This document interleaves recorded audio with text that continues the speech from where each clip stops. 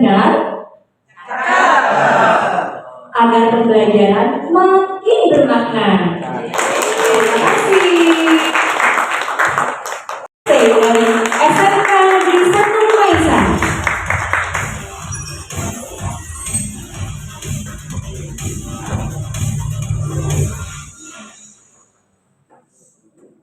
Selamat bergabung di Niken.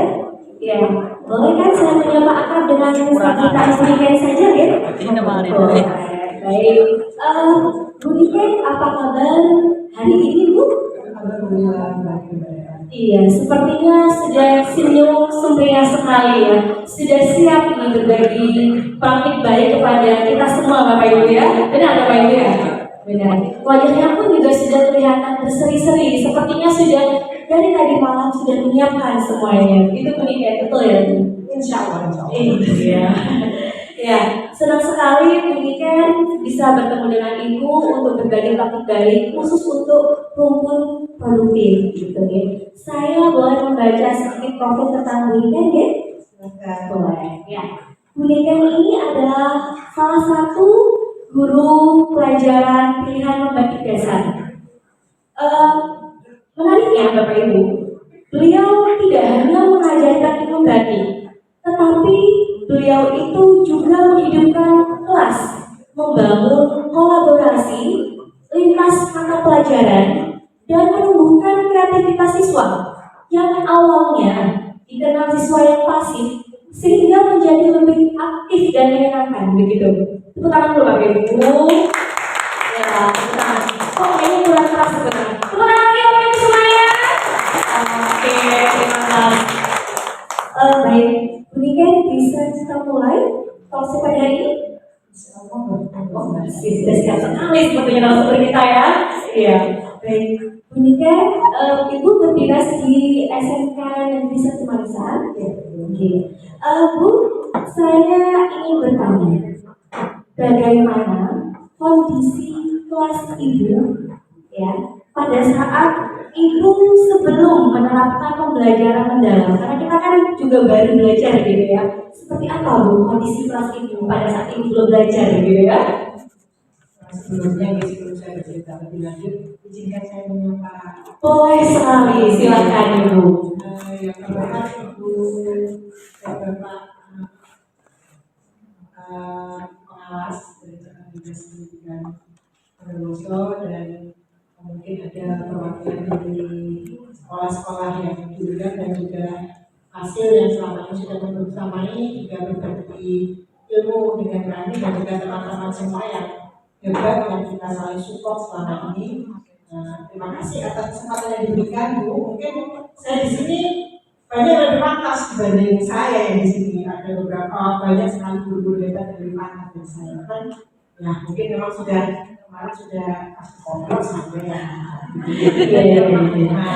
Kan cikinya ya Bu. Cikinya ini sekarang nih. Saya sedikit bercerita ya Bu Mareta. Boleh sekali. Suasana kelas yang saya ampuh, mungkin ini mungkin terjadi juga di kelas saya saja dari mana ya, cuman kalau di kelas saya itu semuanya itu cowok di kelas saya, yang kelas rombongan saya itu cowok. Anak-anak itu rata-rata itu pasif sekali dalam kelas. Mereka itu saat saya beri pertanyaan yang menurut saya itu sudah menantang, tapi bagi mereka itu seperti yang mereka hanya ya lewat saja gitu. Terus saat saya beri tugas pun mereka ada mengerjakan, ada tidak. Terus selain itu juga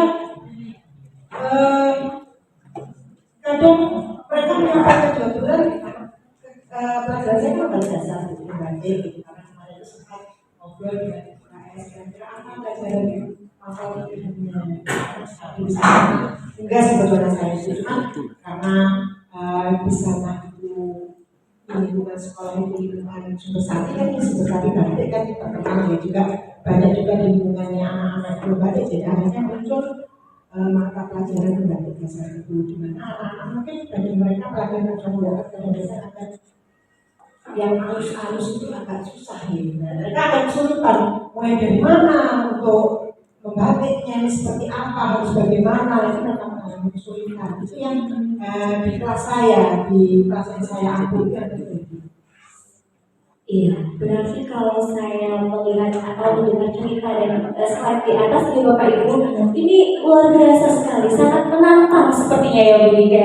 Ketika harus menghadapi siswa yang seperti ini, betul ya Bu? Lalu pola apa yang Ibu lakukan atau teknik apa yang Ibu lakukan sehingga bisa mengubah Bu, cara pandang siswa di sana menjadi lebih aktif seperti itu?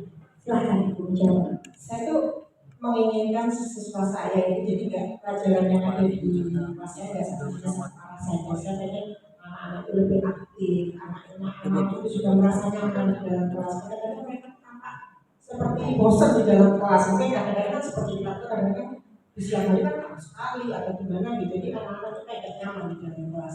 Selain itu juga mereka kadang kayak nggak termotivasi untuk belajar. Jadi motivasinya rendah. Saya pernah anak-anak saya ambil itu motivasi belajarnya tinggi. Terus juga mereka dapat dapat memahami apa yang saya instruksikan. Saya membantu mereka tahu harus bagaimana, apa yang harus mereka lakukan. Dan juga saya ingin juga kita di pembelajaran adalah ada 8 profil lulusan ya. Saya ingin itu juga muncul di diri anak-anak, terutama kalau berhubungan dengan membatik. Itu kan tentang kreativitas. Saya menginginkan itu. Untuk sana ada beberapa hal yang saya lakukan untuk mencapai apa yang saya inginkan tadi. Jadi saya pembelajaran saya supaya anak-anak nyaman itu tidak perlu di dalam kelas. Kadang saya ajak mereka bersekolah, kadang saya ajak mereka berhasil, apalagi ini yang pelajaran yang membutuhkan kreativitas. Jadi mereka saya ajak tidak hanya di dalam ruangan, di satu ruangan yang itu saja. Saya ajak ke perpus atau kemana, kalau di sini ambil mereka sudah dikasih ibu, saya ajak dan mereka nyaman. Ternyata mungkin ya agak receh ya untuk sesuatu yang mungkin kalau bapak dan ibu sekalian sudah menerapkan yang apa, saya juga mengajak mereka untuk belajar tidak hanya di dalam kelas, mengajak belajar mereka ke tempat-tempat yang nyaman. Jadi setelah saya beri instruksi dan ini mereka sepertinya lebih enjoy gitu. Dan saya juga menerapkan pola komunikasi saya yang supaya kelas itu cair, nggak kaku. Gitu. Saya menerapkan pola komunikasi yang saya kadang memposisikan diri sebagai teman. Jadi mereka lebih terbuka ternyata. Setelah mereka lebih terbuka, mereka lebih berani untuk mengekspresikan diri, lebih percaya diri untuk menyampaikan apa yang mereka kesulitan mereka atau pendapat mereka. Itu mereka lebih nyaman menyampaikannya. Dan kemudian saya untuk mencapai tujuan saya itu tadi, saya tidak bisa berdiri sendiri ya. Saya harus berkolaborasi di sini. Saya berkolaborasi dengan beberapa orang guru. Misalnya yang saya ingat dengan guru matematika. Saya sampaikan kesulitan anak-anak, ternyata gini loh. Pola itu ternyata kalau dia menyampaikan, batik itu bisa loh Bu, kita bantu dengan kita memberi pelajaran materi yang pola guru. Setelah disampaikan oleh beliau, akhirnya apa yang tujuan saya tadi, saya terbantu untuk mencapai apa yang saya inginkan, yaitu anak-anak bisa lebih paham tentang membatik. Terus saya juga membebaskan anak-anak untuk eksplorasi. Setelah mereka di luar mereka merasa nyaman, mereka sudah mendapatkan bekal tentang bagaimana cara membatik. Mereka akhirnya dapat eksplorasi diri, bagaimana ide mereka. Mereka bisa mencapai itu. Dan juga selain itu saya juga menerapkan refleksi. Kan kita tidak hanya di kelas saja menyampaikan materi setelah itu kita akhiri, tapi kita harus berefleksi supaya kita tahu juga yang kita sampaikan tadi bagaimana, apakah sampai tujuannya, apakah itu menyenangkan untuk anak-anak. Kadang saya melihat mereka sambil guyon, sambil mengerjakan itu sesuatu yang wow bagi saya. Itu berarti dari seperti itu saya sudah nggak pakai emot yang senyum gitu, tapi sudah nampak dari wajah mereka tersenyum seperti itu. Tidak usah pakai emot itu lagi untuk merefleksikan suasana hati mereka seperti itu yang saya lakukan. Oke, terima kasih. Menarik sekali ya Bapak Ibu ya. Mungkin Bapak Ibu juga pernah melakukan hal yang sama mungkin ya Bu Niken ya, juga pernah melakukan kolaborasi. Bahkan kalau saya juga mendengar dari Ibu, anak-anak atau murid itu diberikan tempat belajar yang tidak hanya di kelas gitu ya Bu ya, sangat menarik sekali. Mungkin Bapak Ibu juga pernah melakukan itu dan itu menjadi trik gitu ya Bu Niken ya. Oke, kalau boleh tahu dari suasana yang Ibu berikan, itu terasakah Bu perubahannya Bu? Saya sangat merasa udara. Yang pertama sudah saya sampaikan tadi, suasana kelas itu lebih hangat, lebih cair. Jadi komunikasi saya nggak yang harus kalau dulu saya lebih ke itu anak-anak gitu ya. Sekarang itu lebih karena kita sudah cair, komunikasinya itu lebih mudah untuk menyampaikan apa yang kita inginkan, apa yang kita dan apa yang harus kita kerjakan. Dan di dalam kelas saya nggak terlalu capeknya itu nggak dari satu arah dari saya saja, tapi karena interaksi itu sudah dua arah dari saya dan siswa itu jadinya lebih hidup kelas itu. Kemudian juga kreativitas anak-anak dan percaya diri mereka itu sudah boleh dikatakan terbangun sudah dari yang semula mereka kesulitan untuk membantu, akhirnya mereka lebih mudah karena ternyata seperti membantu kamu. Kalau kita melihat sesuatu yang ini, tapi kalau kita tahu caranya dengan menerapkan pola dua itu ternyata mudah dari lingkaran-lingkaran yang disusun demikian rupa dan mereka bisa ternyata. Kemudian mereka juga dari refleksi yang di akhir pembelajaran atau saat mereka berproses saya tanya gimana sulitan atau gimana, mereka menyampaikan mereka senang, lebih enak seperti ini. Misalnya dua pun enak, yang pertama ibu gitu ya, yang kedua juga nggak bosan hanya di dalam kelas dan mereka kadang-kadang menemukan ide dari lingkungan sekitar sekolah. Ya, keren sekali Niken. Mungkin bisakah Niken memberikan contoh mungkin dari tadi yang Niken sampaikan kepada kami bahwa siswa itu merasa senang ketika diajak belajar berdua. Bisakah Ibu memberikan contoh entah itu langsung dari siswa atau bagaimana Bu? Oke, kebetulan saya sudah menyiapkan video. Mari kita simak bersama Bapak Ibu video itu. Di belakangnya di bahasa tua. Awalnya dia lama kita belajar mungkin karena dia pernah disiplin kita dijelaskan mengingatkan yang keras kami mendengar keras. Tetapi setelah dia mengikuti beliau, ternyata dia bisa berkomunikasi dengan asik dan santai, sehingga kami bisa nyaman di kelas dan lebih enaknya dia tidak selalu membaca di dalam kelas dan kami ajak ke musola atau tempat lain yang lebih nyaman sehingga aktivitas kami lebih mudah berkumpul. Ini salah satunya yang ini salah dua. Salah dua ya. Misalnya saat kadang saya tidak merasa percaya. Ternyata di pelajaran matematika ada dengan yang tidak saya buat lagi. Oke, tepuk tangan Bapak Ibu. Ketika kita melihat tayangan ini, sebetulnya ketika itu muncul dari siswa atau dari murid kita, itu senang sekali ya Bu ya. Karena siswa itu biasanya jujur ya Bapak Ibu ya. Kalau tidak suka itu kadang juga berani belak-belakan ya. Ada yang tidak berani sih ya, tapi ada juga yang berani menyampaikan ya. Tapi sepertinya siswa atau murid Bu Niken ini berani menyampaikan bahwasannya karena ada perubahan dalam diri Bu Niken pada saat mengajar, sehingga siswanya juga merasa nyaman begitu Bu Niken ya. Oke, baik Bapak Ibu, itu tadi berbagi topik baik dari Bu Niken.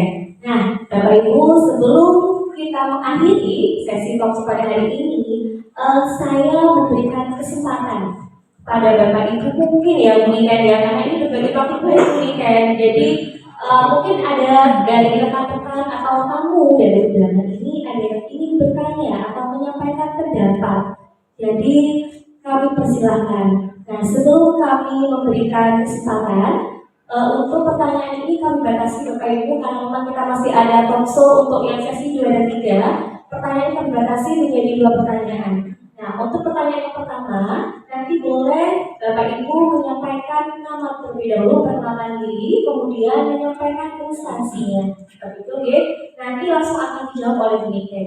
Begitu nanti selesai jawab, akan kami beri kesempatan kembali untuk pertanyaan kedua. Itu Bapak Ibu. Monggo, saya beri kesempatan untuk Bapak Ibu ataupun tamu undangan yang ingin bertanya atau ingin menyampaikan pendapat ya. Jadi boleh pernyataan atau pertanyaan yang diberikan siap diberikan ya. Oke, siap. Saya Bu. Iya. Ibu pengalaman nanya ke saya. Iya. Ibu mohon untuk perkenalan dulu sekali lagi ya Bu. Terima kasih. Bismillahirrahmanirrahim. Assalamualaikum warahmatullahi wabarakatuh. Selamat untuk kegiatan talkshow Lokus SMK itu ya. Oke, selamat untuk para hasilnya luar biasa. Dan yang paling luar biasa adalah untuk peserta di kegiatan PM ini ya. Utamanya yang sekarang sedang melakukan talkshow bunyikan luar biasa ya. Bunyikan langsung saja. Bunyikan saat saya melihat paparan dengan di depan dengan Bu Mareta, oke. Kegiatan ini terlihat lebih hidup ya. Satu, dan saya mau menyampaikan tentang pendapat saya tentang kegiatan di lapangan ini. Kegiatan ini beberapa waktu yang lalu semacam ini saya saksikan di Cikal, sekolah Cikal Jakarta. Lalu saya menghadiri PPM 12 kemudian Nusantara. Dan memang model talkshow ini ternyata lebih isi ya, enak didengar, kemudian masuk. Saya yang tidak mengikuti kegiatan 3 atau 4 bulan di sini pun melihat demikian bercerita dari apa yang ditampilkan, itu saya tahu di dalam demikian itu.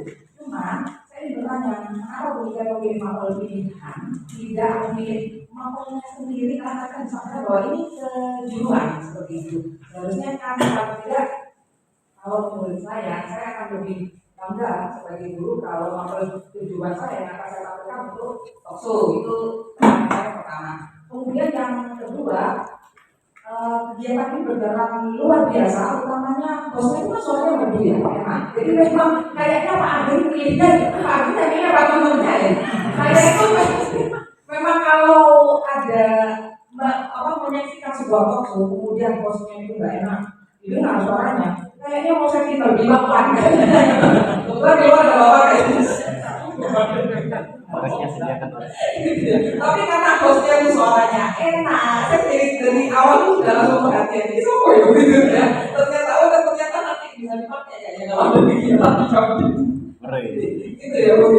Suaranya enak itu bukan masalah tampilan ya, tapi karena suara yang nyaman itu ternyata membuat para penonton itu akan mengikuti terus kegiatan itu. Karena waktu saya di Cikal itu banget ya. Penampilannya biasa-biasa saja, tapi begitu suaranya keluar, posisinya itu ya, saya langsung terlalu melihat semua video itu tak lihat. Kalau dengan maaf ya, saya mau bunyi bosnya aja. Tapi memang bunyinya luar biasa dengan apa yang dipakaikan di kelihatan dari data waktunya sudah terlihat berdampak. Kalau menurut saya, walaupun maklumnya adalah makhluk pilihan, tapi hanya sekedar masukan saja mungkin apa itu kalau suatu saat melakukan kegiatan talkshow lagi itu dari mapel yang memang dari mapel aslinya di produksi. Menurut saya begitu. Nah, pertanyaannya hanya satu, mengapa memilih mapel itu? Terima kasih dari saya. Selamat untuk para hasil dan peserta yang luar biasa semuanya. Assalamualaikum warahmatullahi wabarakatuh.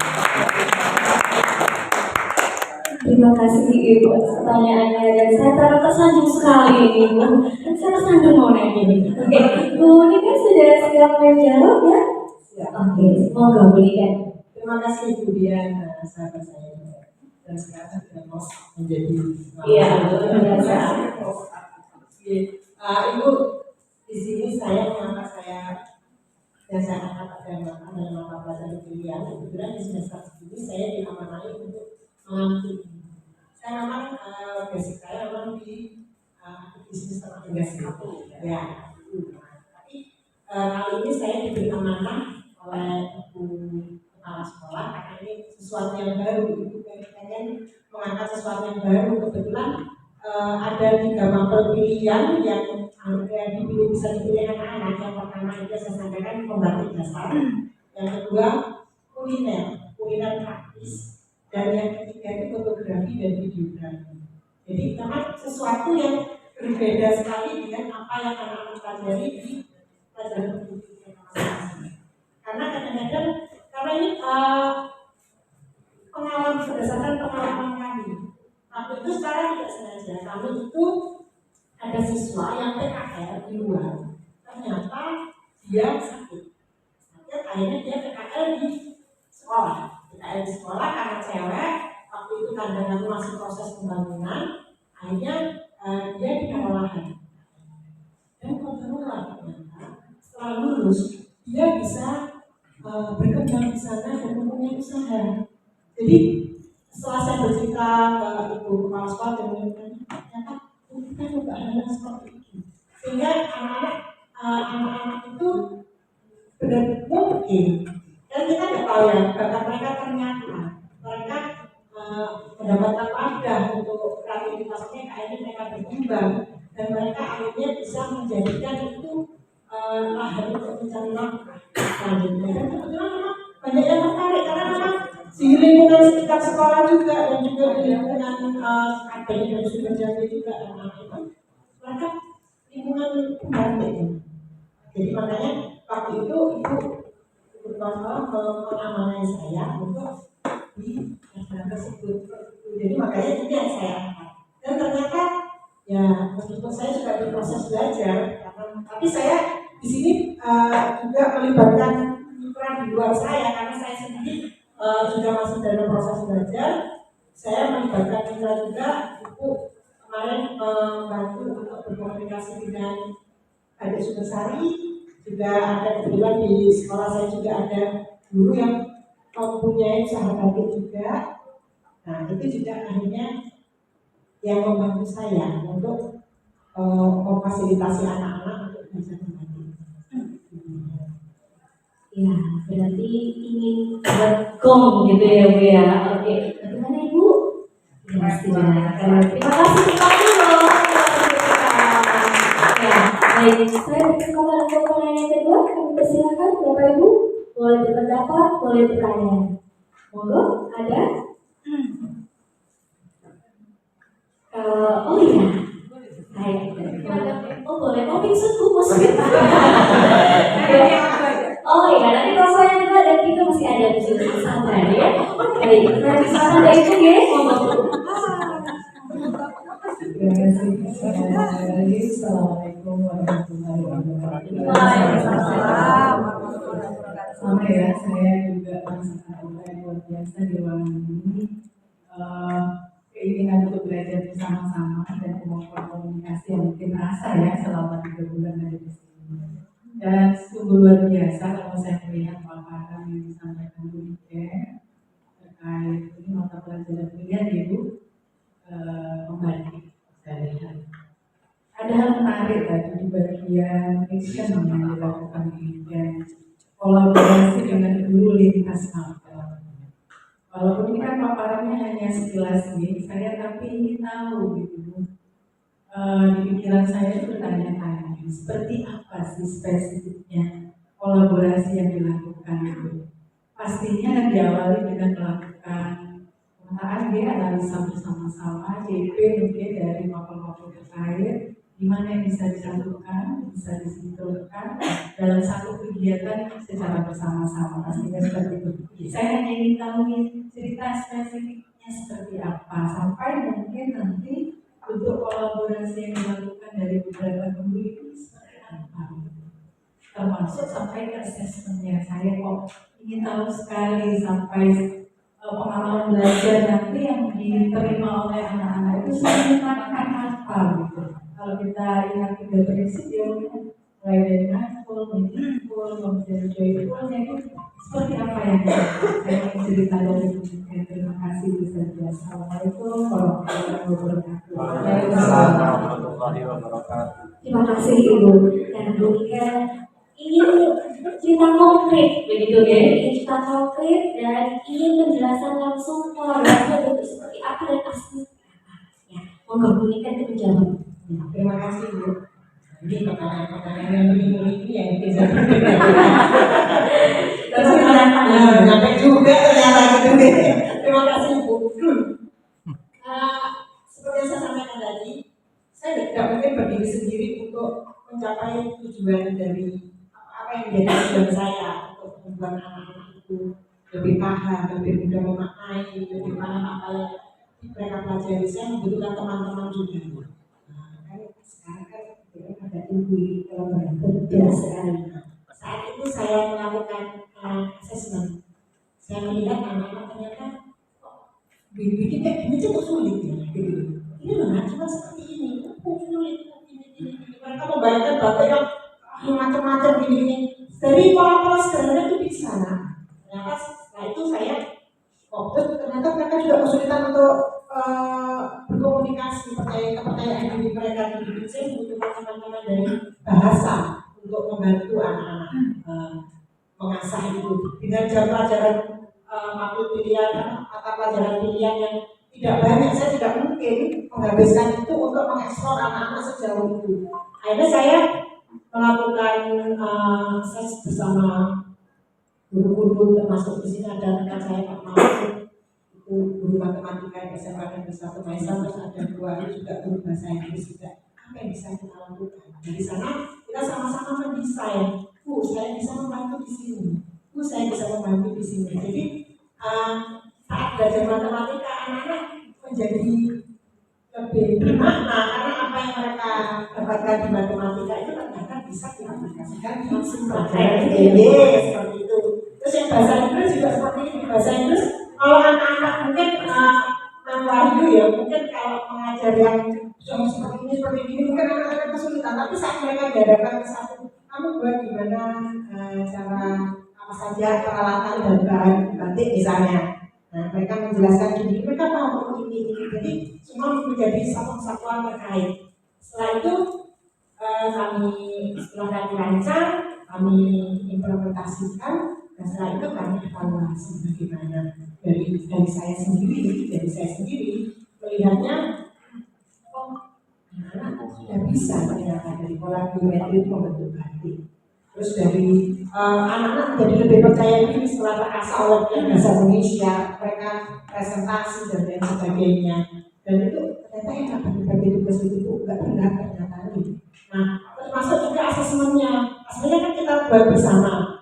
Saya dengan proses batiknya, aku dengan geometrinya, dan Bu Wahyu dengan prosedurnya, deskripsinya, saya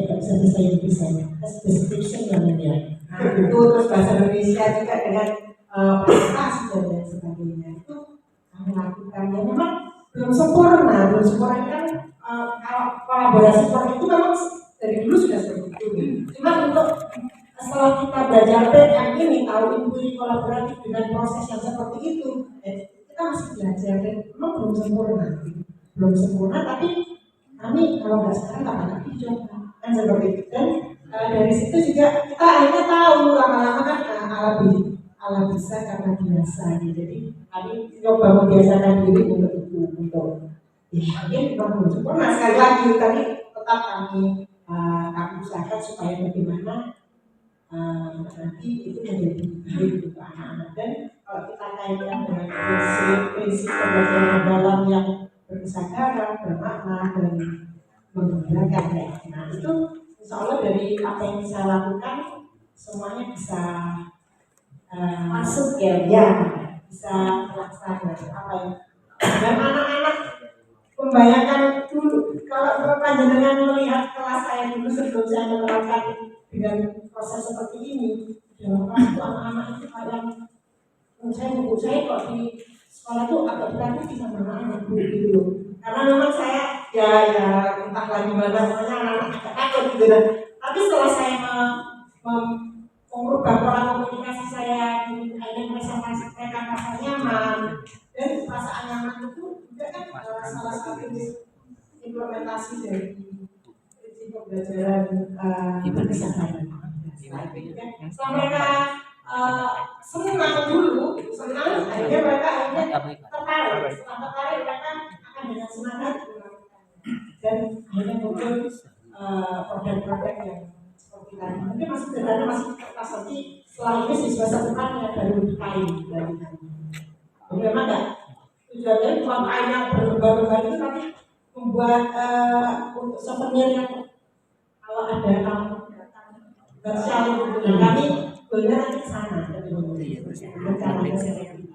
Mungkin itu yang saya sampaikan. Terima kasih Bu Nika. Gimana Ibu? Oke, terima kasih. Tepuk tangan dong. Pertama juga tepuk tangan Bapak Ibu ya untuk dua penanya yang luar biasa. Tepuk tangan Bapak Ibu dan Bu Nika ya. Terima kasih. Oke. Di saat ini mungkin Bu Nika bisa memberikan closing statement ya. Jadi bisa memberikan kata penutup ya. Apa yang Ibu rasakan hari ini ya? Bahwa saya kalau kita menginginkan murid kita berbahagia di dalam kelas kita harus bahagia terlebih dahulu. Jadi kita jangan berekspektasi terlalu tinggi anak-anak seperti, tapi kita terima mereka apa adanya. Terima mereka apa adanya. Nanti kalau kita sudah ada penerimaan seperti itu dengan mereka yang antik-antik ya, antik-antik itu tadi. Nanti kalau kita sudah bisa menerima, kita sudah bisa berbahagia untuk bertemu mereka. Jadi tidak akan muncul kebahagiaan dari anak-anak kalau kita sendiri tidak berbahagia. Jadi mungkin itu saja dari saya. Iya, terima kasih. Dan Bapak Ibu, kalau boleh saya menyimpulkan dari apa yang telah disampaikan oleh Bu Nika tadi, pembelajaran yang bermakna tidak hanya berfokus pada hasil akhir, tetapi juga pada proses menumbuhkan kreativitas siswa secara utuh. Melalui penerapan pembelajaran mendalam dengan pendekatan inquiry kolaboratif dan belajar di ruang terbuka, guru berhasil menciptakan suasana belajar yang lebih hidup, interaktif, dan menyenangkan. Nah, Bapak Ibu, saya ucapkan terima kasih terutama untuk Bu Nika yang telah bersedia untuk berbagi praktik baik pada hari ini. Dan saya juga ucapkan terima kasih banyak pada Bapak Ibu para undangan serta Bapak Ibu rekan-rekan sejawat yang luar biasa memberikan vibe positifnya yang unik pada hari ini. Dan kami mohon maaf apabila ada kekurangan dalam talkshow sesi 1 ini. Akhir kata, saya Marta Kasari dan Bu Nika pamit undur diri dari sesi 1 ini. Wassalamualaikum warahmatullahi wabarakatuh. Ya, selanjutnya akan saya kembalikan lagi kepada Bu Arini selaku pembawa acara. Terima kasih teman-teman.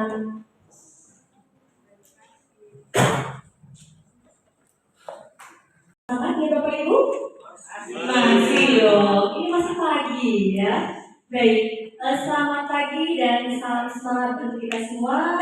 Senang sekali saya Marta Kasari dari SMK Negeri 3 Bondowoso bisa menemani Bapak Ibu beserta hadirin undangan pada hari ini.